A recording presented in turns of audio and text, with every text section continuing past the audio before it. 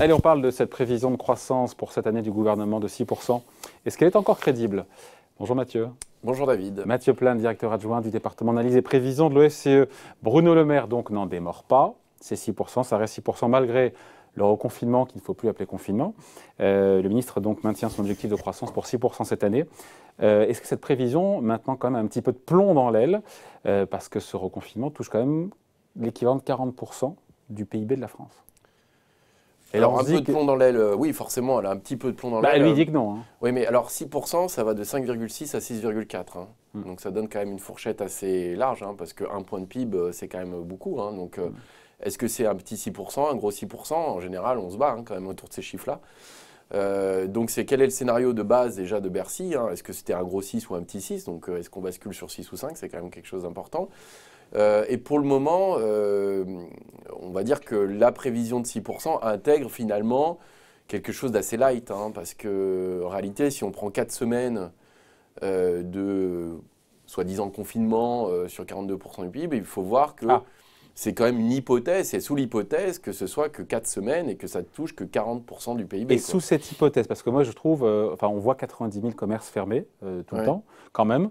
On se dit que ça va avoir des conséquences sur l'activité. Et si parce qu'en gros, ce que nous dit Bercy, c'est que ce reconfinement devrait amputer la croissance de 0,2 points cette année. Et là on se dit, mais 0,2 points, mais c'est l'épaisseur du trait. Et quand on revient en arrière, on se dit comment c'est possible. Le premier confinement, c'était 30%, je parle sur votre contrôle, 30% par mois. C'est ça, de PIB en moins. Deuxième confinement, novembre, c'était une perte de 8%. Ouais. Comment on passe à 0,2 là? Alors, en fait, c'est assez simple. Hein. Moi, je m'y perds maintenant. Ouais, c'est vrai. Bah oui. Vous êtes fort en calcul pourtant. Non, c'est assez simple. C'est que vous voyez qu'on est sur 40% à peu près du PIB. Ouais. Partons de l'hypothèse, je vais essayer d'expliquer, hein, que là, aujourd'hui, on était plutôt à 4% de perte d'activité. On est à moins 4, d'accord, par rapport à une situation pré-Covid. Ouais. C'est l'hypothèse aujourd'hui de l'INSEE, de la prévision, on serait autour de moins 4. Quand vous regardez au mois de novembre, on était à moins 8. C'est-à-dire que le deuxième confinement n'a rien à voir avec le premier confinement. On vous avait dit qu'au premier confinement, on était à moins 30. Ouais. D'accord? Mais on n'a pas de fermeture des écoles. L'industrie, le BTP fonctionne plutôt bien. Donc c'est très sectorisé sur les commerces, les hébergements, restauration, mais c'est déjà le cas. Hein, donc ils étaient déjà fermés. Donc c'est regardez, si on passe de moins 4 à moins 8, d'accord? Supposons qu'on passe de moins 4 à moins 8, vous me suivez jusque-là. On perd 4 points de PIB. Ouais. D'accord? Ça joue sur 40% du PIB. Ouais. Donc vous faites 40% de ces 4 points, ça fait à peu près 1,7 points. Ouais.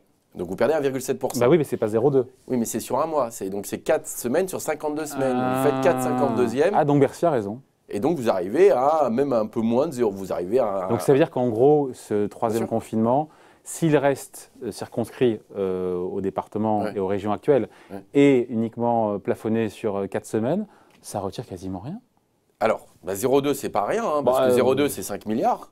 Oui, mais 0,2 quand même, pardon. Non, mais c'est rien parce que c'est ce que je vous dis, on est dans l'incertitude. Aujourd'hui, on est dans une telle incertitude, c'est qu'on fait des prévisions sans mettre des chiffres après la virgule. On dit 6%. Et effectivement, 0,2, si vous avez une prévision à 6,1, bah, vous ramène à 5,9. Ça change rien, ça reste sur 6. Mais on a d'autres incertitudes qui sont beaucoup plus fortes, en fait. C'est-à-dire que c'est, premièrement, est-ce que ce sera 4 semaines ou plus? Est-ce qu'on reste sur une partie du territoire ou la totalité du territoire?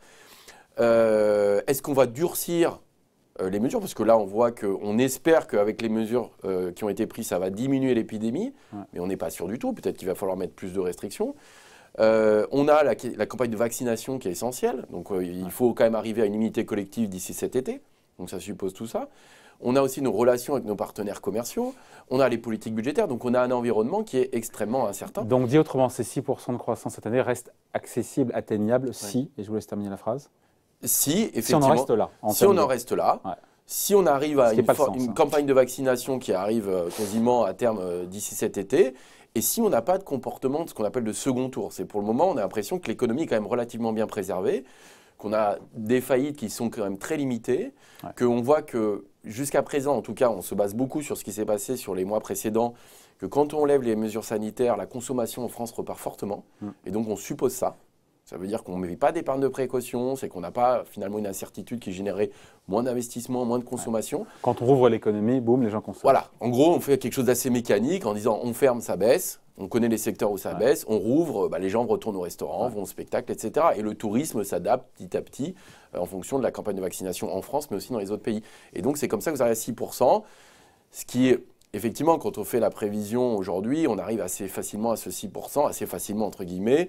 Quand vous voyez, la Banque de France est à 5,5, l'OCDE à 6, l'INSEE, avec l'acquis de croissance qu'ils ont, ils sont déjà à 5,5 à la mi-juin, enfin à la fin juin. Donc on voit que le 6 est assez consensuel. Donc la question c'est, est-ce qu'on sera...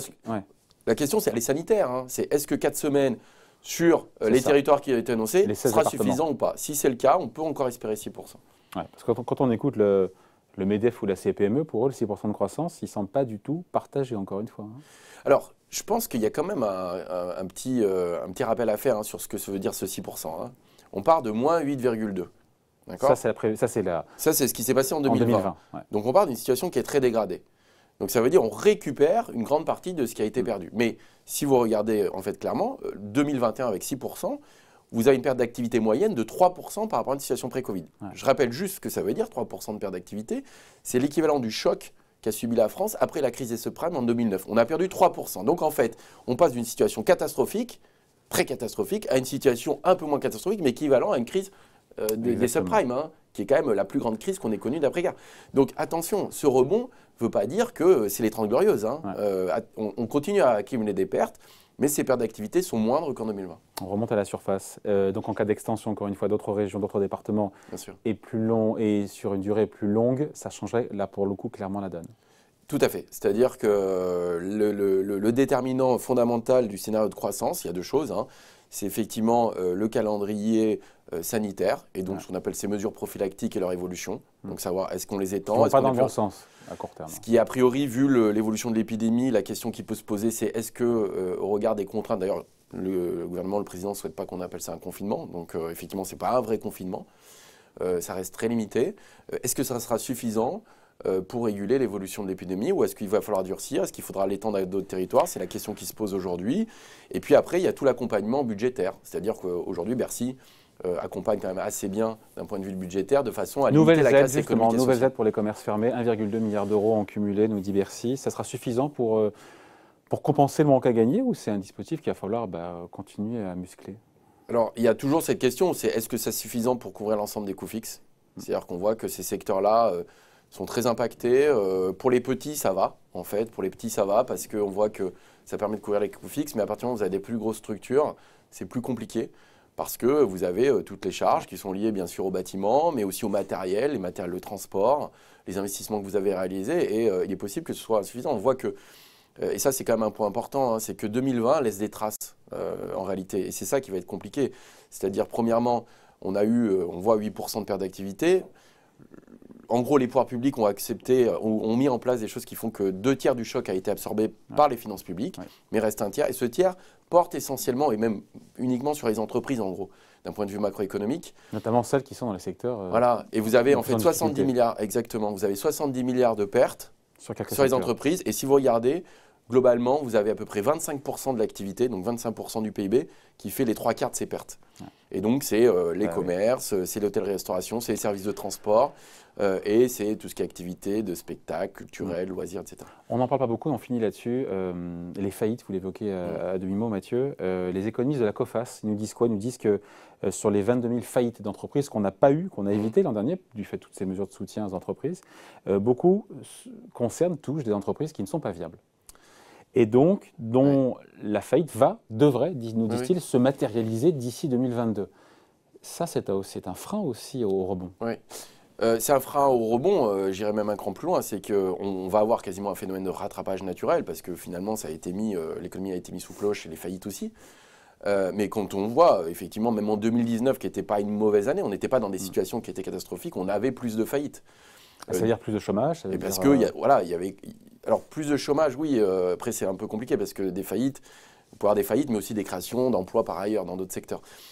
Mais ce qui est vrai, c'est qu'on va avoir à la fois un phénomène de rattrapage qui est assez naturel parce qu'on a une mécanique de faillite qui est liée au fait qu'il y a des entreprises qui sont moins rentables que d'autres et qui sont sur des secteurs qui ne sont pas forcément porteurs.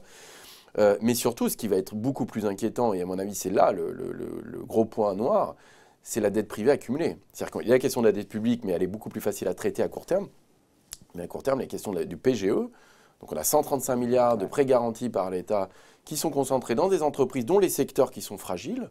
Quand vous regardez, c'est essentiellement des TPE et des PME, donc qui n'ont pas forcément l'air insolides. Ça fait plus de 25% de leur valeur ajoutée annuelle. Et donc si elles doivent rembourser en 5 ans, il faut qu'elles aient la capacité à dégager des excédents importants sur les 5 prochaines années, alors même que la situation est fragile. Et donc là, cette question, c'est est-ce qu'elles vont pouvoir survivre et qu'est-ce que va faire le gouvernement face à cette montagne de dettes pour beaucoup de petites boîtes qu'elles n'ont certainement pas la capacité à rembourser. Et donc c'est là la grande incertitude, c'est jusqu'où le gouvernement va aller sauver ces entreprises. Bon voilà, tu dis que pour l'instant, toute chose égale par ailleurs, ces 6% de croissance de prévision du gouvernement pour cette année reste d'actualité.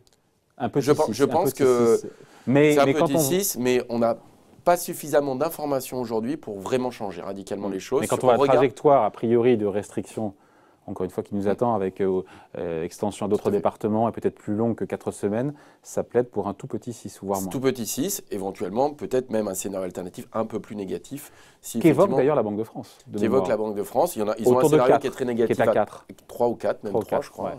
Et un scénario plus positif à 7. Donc on est sur une fourchette.